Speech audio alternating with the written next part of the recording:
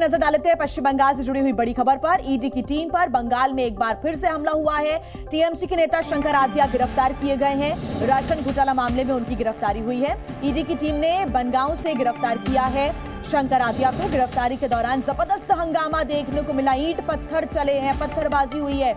ED और केंद्रीय बलों के ऊपर ये पत्थर चले हैं। सुरक्षा बलों ने पूरे मोर्चे को संभाला, भीड़ को तितर-बितर करने की कोशिश की और इस बीच ही शंकर आद्या की गिरफ्तारी हुई है।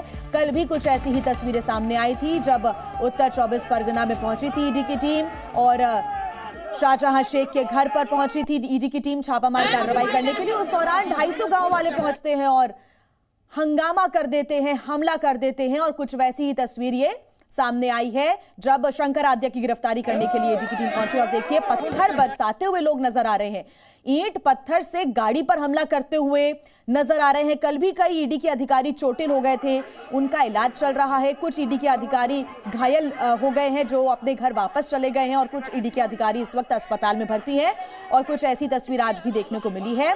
लगातार पश्चिम बंगाल से ऐसी तस्वीरें सामने आ रही हैं। और आइए अब आपको ग्राफिक्स के जरिए हम दिखाते हैं कि कल और आज बंगाल में क्या कुछ हुआ है। दीदी राज में दादागिरी साफ तौर से देखने को मिल रही है। वो इसलिए क्योंकि 5 जनवरी यानी कि कल की हम बात करें तो उत्तर 24 परगना में ईडी की टीम पर हमला होता है। टीएमसी के नेता के घर पर ईडी की टीम पहुंची थी छापामार कार्रवाई करने के लिए। कौन से वो नेता है? शाहजहां शेख, टीएमसी के नेता जिनके घर पर ईडी की टीम पहुंची। ग्रामीणों ने पथराव करना शुरू कर दिया। संख्या इनकी लगभग 250 के करीब बताई जा रही है जो पहुंचे, हंगामा किया, हमला किया। ईडी के अधिकारी घायल हो गए। अब आज की अगर हम बात करें 6 जनवरी 2024 उत्तर 24 परगना ईडी की टीम पर बंगाल में फिर हमला होता है। टीएमसी नेता शंकर आद्या की गिरफ्तारी हुई है। राशन घोटाला मामले में गिरफ्तारी हुई है। बनगांव से गिरफ्तार किए गए हैं शंकर आद्या और इस दौरान ईडी और केंद्रीय बलों पर पत्थर चले एक बार फिर। बंगाल से जुड़ी हुई 3 तस्वीरें हम आपको दिखाते हैं। बंगाल में जो तनाव को बयां कर रही है ये 3 तस्वीरें। ईडी की टीम पर एक बार फिर हमला हुआ है। आरोपियों ने कैसे ईंट पत्थर चलाए हैं उसकी तस्वीरें आपके सामने। राशन घोटाला मामले में लगातार कार्रवाई हो रही है, जांच हो रही है और जब गिरफ्तारी करने के लिए पहुंची ईडी की टीम शंकर आद्या की तो फिर बवाल हो गया। कल भी ईडी पर हमला हुआ था, उसकी भी तस्वीरें आपके सामने। ईडी के अधिकारी के ऊपर पत्थर चला और वो घायल भी हो गए। तो बंगाल में ईडी की टीम पर हमले को लेकर अब सियासी बयानबाजी का दौर भी तेज हो गया है।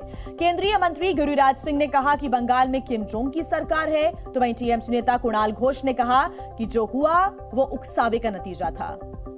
बंगाल में लोकतंत्र नाम की कोई चीज नहीं है।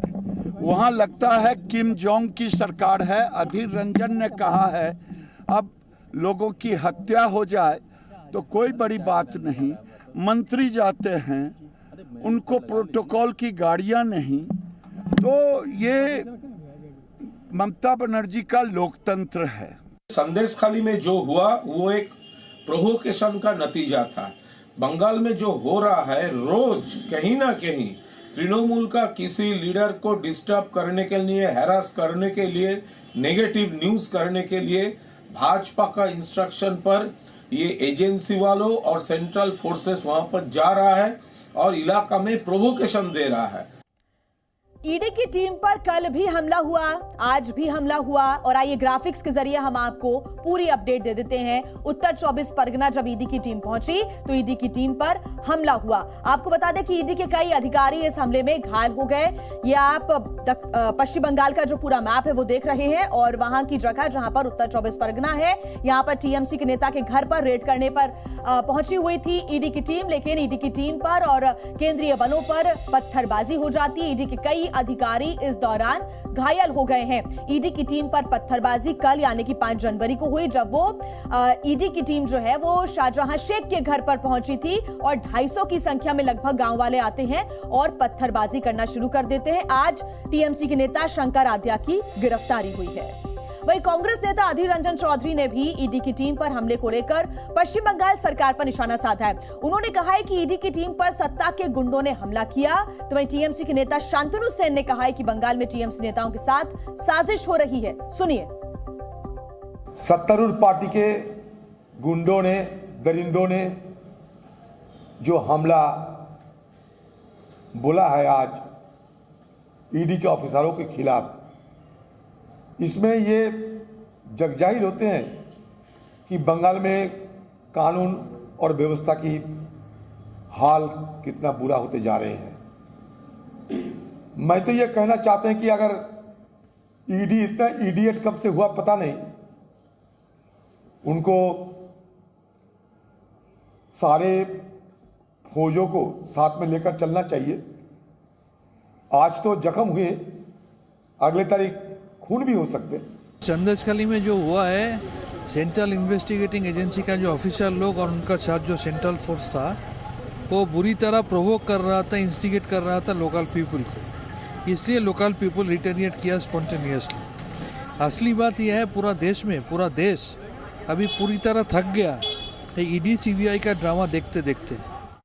और ज्यादा जानकारी के साथ कोलकाता से जी मीडिया संवाददाता अन्नबांशु नियोगी हमारे साथ जुड़े हुए हैं। अन्नबांशु, मेरे 2-3 सवाल हैं कि कार्रवाई ईडी की क्या चल रही है अभी, साथ ही सियासी बयानबाजी से जुड़ा हुआ भी सवाल होगा, लेकिन सबसे पहले आप मुझे बताइए कि अभी की स्थिति क्या है, क्या अभी भी तनाव बना हुआ है? और शंकर आद्या जिनकी गिरफ्तारी हुई है उनका थोड़ी देर में मेडिकल भी कराया जाएगा, उससे जुड़ा क्या अपडेट है?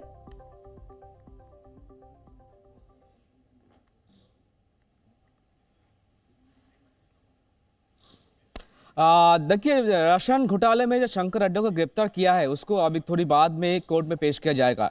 मैं अभी कोर्ट में हूं तो उसका मेडिकल चेकअप के बाद उसको कोर्ट में लाया जाएगा, उसके बाद पेश किया जाएगा। ईडी सूत्रों से पता चला है कि उसको कस्टडी के लेने के लिए उसका प्रायर मांग है, किसी घोटाले में उसका साजिश है, उसका हाथ है, इसीलिए ईडी अधिकारियों ने चाहते हैं कि उसको इंट्रोगेशन करना चाहते हैं। फिर भी कोई इसके पीछे है और कौन कौन इसके पीछे, इसका जानना बहुत जरूरी है।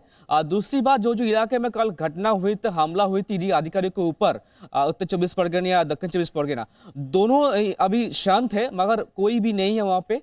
जो घायल हुए थे, जो अधिकारी ऑफिसर्स, वो अभी अस्पताल में है। कल रात गवर्नर और जस्टिस अभिजीत गंगोपाध्याय उसको देखने के लिए गए थे, तो उसको बातचीत हुआ दोनों के साथ, जो घायल ऑफिसर थे उनके साथ बातचीत हुआ है।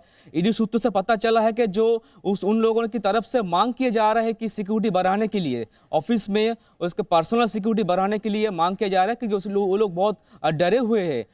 अगले दिन वो जब जाएंगे फिर रेड के छापा मारने के लिए, तो उसको डर लग रहा है कि हम कैसे जा पाएंगे वहां पे, फिर से कोई हमला ना हो जाए, इसलिए वो लोग सिक्योरिटी की मांग कर रहे हैं, ऐसे ईडी सूत्रों से पता चला है।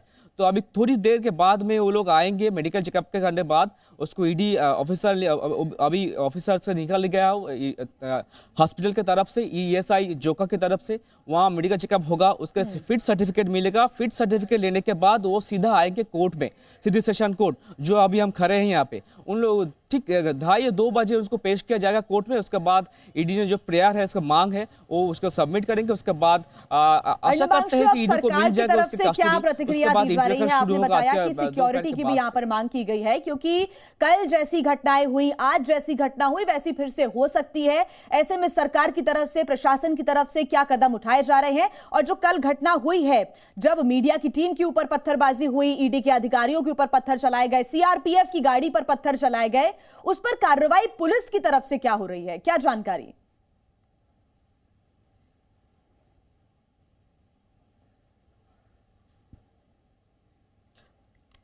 देखिए, पुलिस सूत्रों से पता चला है ये लोग अभी भी इंफॉर्मेशन ले रहे हैं, उसके बाद अभी तक कोई FIR रजिस्टर नहीं हुआ है। अगर ये जो घटना हुआ है ईडी के ऊपर, ईडी लोग जो ऑफिसर है वो अपना जो लिखित बयान सेंट्रल गवर्नमेंट को देना चाहते हैं, इसलिए उसके बाद देखा जाएगा क्या होगा। अभी भी स्टेट पुलिस की तरफ से कोई एक्शन अभी तक नहीं लिया गया है। जो घटना है तो थोड़ी सी बात है कि ईडी ऑफिसर ने घायल हुए, उन लोग को डर बैठा है मन में, इसलिए उनकी मांग कर रहे हैं सिक्योरिटी लिए। मैं उसके साथ सेंट्रल फोर्स तो रहते ही, उन लोगों का कहना है कि उसको बढ़ाने चाहिए, मगर जो ऑफिसर जाएंगे, जहाँ भी जाएंगे, उसका घर है, ऑफिस है, सब जगह सिक्योरिटी बढ़ाना चाहिए, क्योंकि ऐसी घटना फिर भी हो सकता है, आगे भी हो सकता है। अन्नबांशु, आप हमारे साथ जुड़े रहिएगा। बंगाल के बीजेपी के अध्यक्ष सुकांता मजूमदार जी हमारे साथ जुड़ गए हैं। सुकांता जी, स्वागत है आपका जी न्यूज पर। और ये जो बंगाल में हो रहा है, क्या हो रहा है? ये सरकार की तरफ से अलग बयानबाजी हो रही है कि ये बीजेपी की तरफ से साजिश है, केंद्र की तरफ से उकसाया जा रहा है। देखिए, ममता बनर्जी इस बार जीतने के बाद उनको पता चला है कि रोहिंग्या और ऐसे जो लोग हैं जो भारत की टुकड़े टुकड़े चाहते हैं, ऐसे टुकड़े टुकड़े गैंगों के साथ अगर ममता बनर्जी रहती है तो उनका पॉलिटिकल बेनिफिट है। इसलिए ममता बनर्जी इन सब तत्वों को इस्तेमाल कर रही है। ये जो शाहजहां शेख है, इस शाहजहां शेख ने अपने इलाके में बहुत सारे रोहिंग्या को बसाया उन्होंने, और उसका ही अभी ये जो प्रतिदान दे रहे हैं ये लोग, और इन लोगों का आधार कार्ड कर देना, इसका वोटर कार्ड कर देना, इन लोगों का एक काम ममता बनर्जी की सरकार कर रही है। ममता बनर्जी की जो सरकार है आगे आने वाले समय में भारत की इंटरनल सिक्योरिटी के लिए वो थ्रेट बनती जा रही है। इसलिए केंद्र सरकार को सख्ती से इस चीज को संभालना चाहिए और इसका इंक्वायरी करके जो लोग दोषी है उनको सजा देना चाहिए। सुकांता मजूमदार जी, टीएमसी के नेता कह रहे हैं कि ये सब कुछ जो हो रहा है ये केंद्र सरकार की तरफ से उकसाया जा रहा है, क्योंकि हर बार ही जो ईडी है वो इस तरह की कार्रवाई करती है और केंद्र सरकार ईडी का दुरुपयोग करती है। इस तरह से राज्यों में भेजा जाता है जहां पर गैर बीजेपी की सरकार है और वहां पर परेशान किया जाता है, और यही वजह है कि लोगों का गुस्सा अब भड़क चुका है। देखिए, जहां जहां पे ईडी गया है वहां से पैसा मिला है, वहां से ऐसे डॉक्यूमेंट्स मिले हैं, लाखों करोड़ों की संपत्ति का ही ब्यौरा मिला है। तो पहले टीएमसी से आप पूछिए कि जो लोग अपने टीएमसी के मिनिस्टर बन के करोड़ों की संपत्ति जायदाद कर किए हैं वो लीगल है क्या? कैसे उसको लीगल आप बोलेंगे? तो अगर कोई चोरी करता है तो उसके खिलाफ ईडी का, सीबीआई का क्या काम, क्या रोल होना चाहिए जी? अगर नहीं करना चाहिए तो ईडी सीबीआई रहने का क्या मतलब है? इसको बंद कर देना चाहिए। जनता की पैसा से तनख्वाह हो रहा है इनका, टैक्स की, जनता की टैक्स। तो टीएमसी और सुकांत जी, ये जो हमले हो रहे हैं इसके पीछे कौन, क्या लगता है आपको? क्या सरकार की शय पर सब कुछ हो रहा है? टीएमसी पूरी तरीके से टीएमसी इसको ऑर्केस्ट्रेट तरीके से करा रही है, और जो जिहादीज है, जो बांग्लादेश से घुसे हुए लोग हैं, जो यहाँ पे सिटीजन बन के बैठे हुए हैं, इनके हाथ है। ये जो शाहजहां शेख है करोड़ों की संपत्ति की मालिक है, तो कहाँ से इतना संपत्ति हुआ कि टीएमसी से आने से पहले वो कहाँ था? बांग्लादेश जाता है रेगुलर बेसिस में। भारत के खिलाफ जो लोग कॉन्स्पिरेसी करते हैं, भारत के को जो टुकड़े करना चाहते हैं, ऐसे लोगों से इन लोगों का संबंध है और इनके इंक्वायरी होना चाहिए। तो क्या यही वजह है सुकांता जी कि कल जो हमला हुआ, ईडी के अधिकारी घायल हो गए, मीडिया की टीम्स पर हमला कर दिया गया, मीडिया के लोग घायल हुए हैं, गाड़ियों में तोड़फोड़ की गई, और क्या यही वजह है कि स्टेट पुलिस की तरफ से कोई भी एक्शन नहीं लिया गया और कभी अभी तक तो एफआईआर भी दर्ज नहीं हुई किसी के खिलाफ?